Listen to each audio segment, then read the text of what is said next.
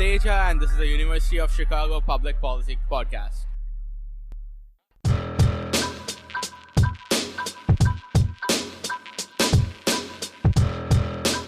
You're listening to Root of Conflict, a podcast about violent conflict around the world and the people, societies, and policy issues it affects. In this series, you'll hear from experts and practitioners who conduct research, implement programs, and use data analysis to address some of the most pressing challenges facing our world. Root of Conflict is produced by UC3P in collaboration with the Pearson Institute for the Study and Resolution of Global Conflicts, a research institute housed within the Harris School of Public Policy at the University of Chicago.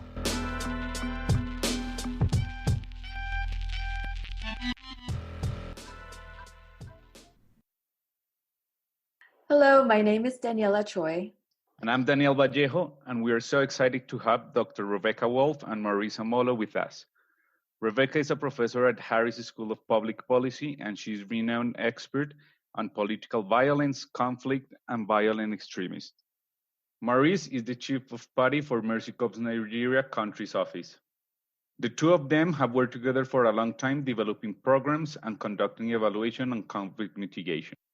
On this episode, we highlight Mercy Corps' program in Nigeria called the Community Initiatives to Promote Peace.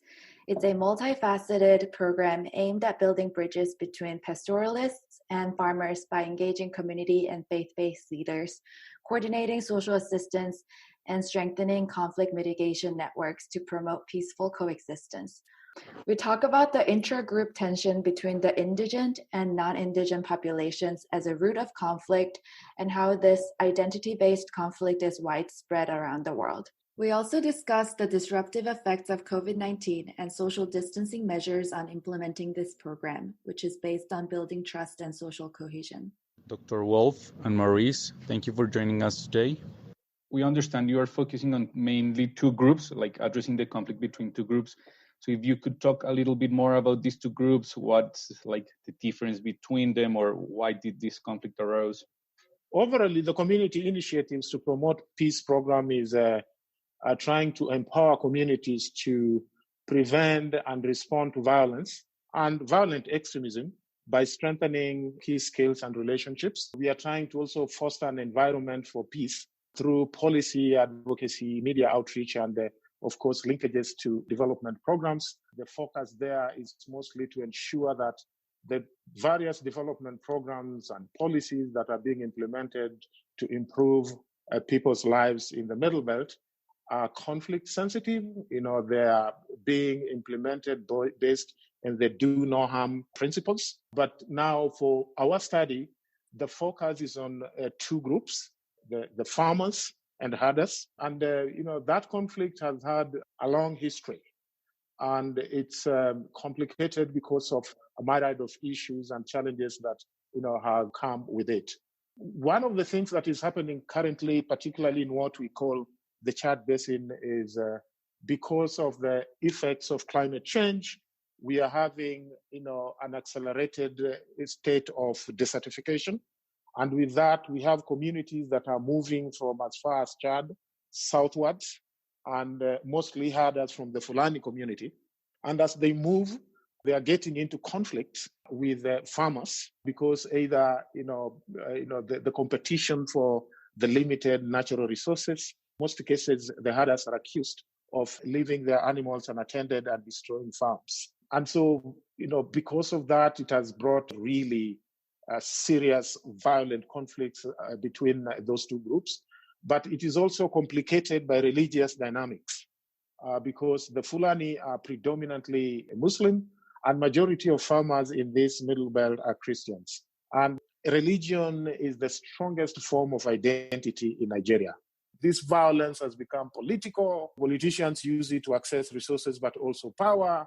It has become religious. The underlying root causes are not, in most cases, appropriately addressed. There are also serious capacity, individuals who can appropriately respond to some of these disagreements when they emerge, use nonviolent ways to deal with those particular conflicts. Mexico and our other partners are trying to, build the capacity of these particular communities but also foster an environment where these individuals can be able to resolve their conflicts, in a non-violent manner. An important root of this conflict is conflict with the natural resources. Some natural resources is scarcity. Is this scarcity due to anthropic, to human intervention, or it's more related to natural cycle? In order to understand what are the possible solutions on this scope? I would think it's both. One is that there are challenges with demographics, if you may start there. The Nigerian population is very young and it is expanding so fast. The country right now, the population of the country is anywhere between 200 to 250 million people. Of that, I think over 70% is below 35 years. There are no jobs. There are challenges with the governance system. Security is a big challenge. The government is unable to provide adequate security to these people. There is not enough space where communities can co-create with the government officials to come up with solutions that are challenging them. And because of that, everybody is to himself or herself. But also, I think the limitation in, these communities are natural resource, heavily dependent on natural resources, whether particularly the hardest. And if it is farmers, mostly depending on rain-fed agriculture. And so there is not enough space for everyone, and there is not enough capacity to rally communities around common areas where they can be able to deal with some of these problems because of, again, as I said, weaknesses within the governance system. In terms of what we're seeing in the scarcity mindset, it can go for the natural resources and obviously the effects of climate change that is making livelihood for subsistence farmers extremely difficult. And alongside of that, the scarcity mindset that it exists within the in-group and out-group population. So sort of the social trust element and the social network element. And we're curious, particularly because the intervention you're designing or you have designed and is evaluating is peacebuilding intervention that is really founded on building that social understanding and trust. So how that selection process happened in deciding which dimension of this root causes to focus on. These peacebuilding interventions Mercy Corps has been working on actually started probably in about, I think, 2009 with a program funded by the UK government. And we've been able to do these follow-on interventions building off of that. And the intersectionality of like the farmers and herders and religion, and the religious dynamic plays a role, but it work with communities, they say it is really about, particularly in the more rural areas, it's largely about the resources.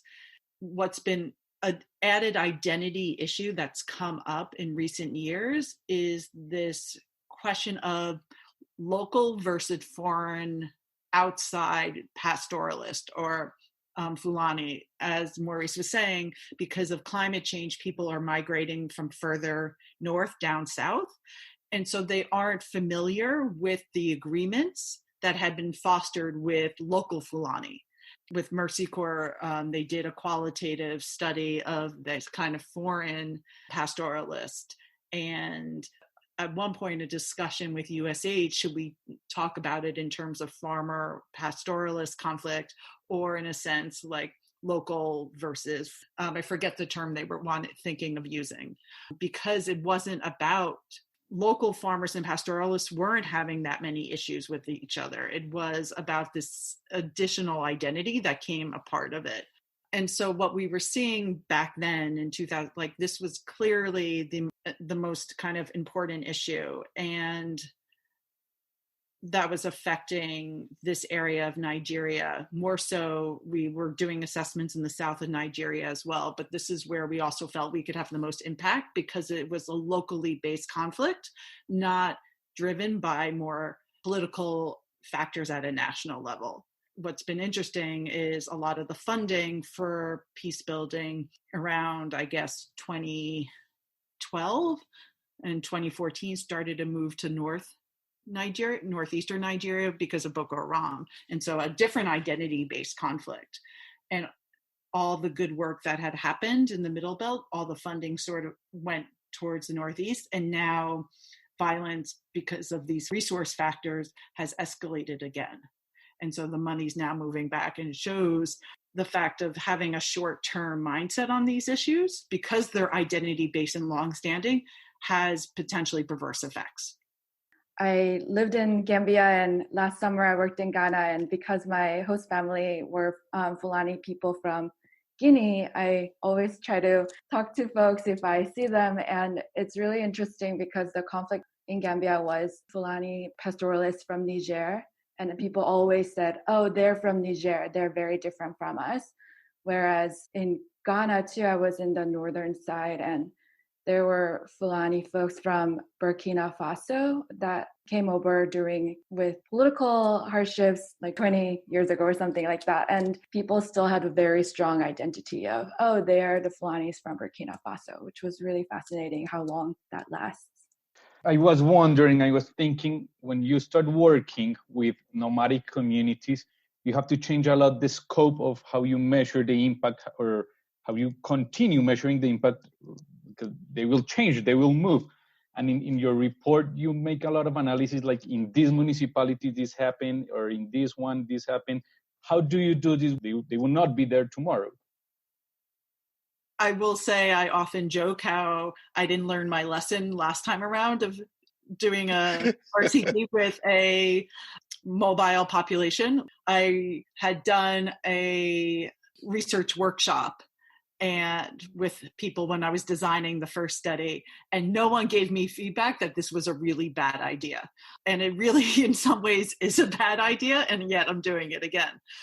I mean, one thing that has worked really well and has helped us is that our local partner, PARE, in both the previous study and this study that we're currently running, they really understand where the pastoralist communities are moving. And again, local pastoralists, there's regular movements that they make yearly.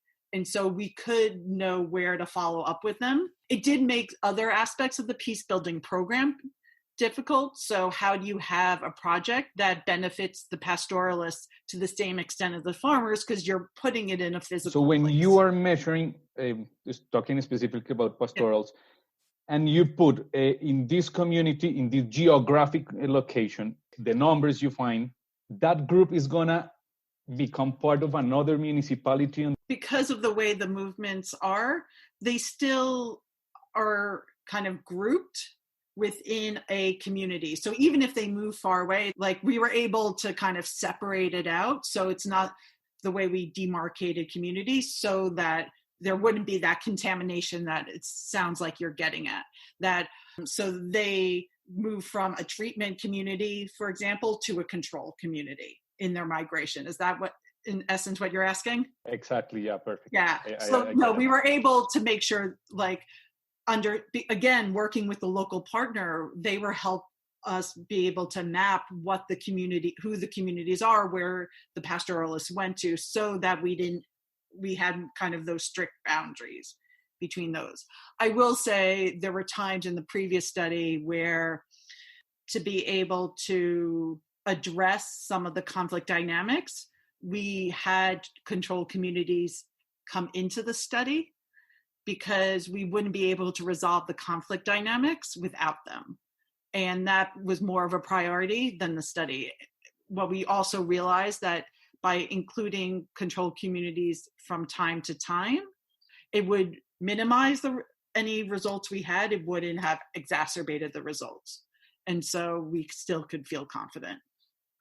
Part of what we have done, I think, as Rebecca mentioned, is to try and understand the movement patterns of the pastoralists or herders. We also, take a very close look at the seasons, the rainy seasons and the dry seasons, to determine, how those movements will be influenced. We also have mapped out the corridors, even though those keep changing, but we've mapped out the corridors to, try and predict, where they will come from and how they move, what community they will come to. And in most cases, over the years, that pattern has been fairly similar. It hasn't changed much. And that is why you have conflicts recurring in certain areas. over and over again. That said, it's of course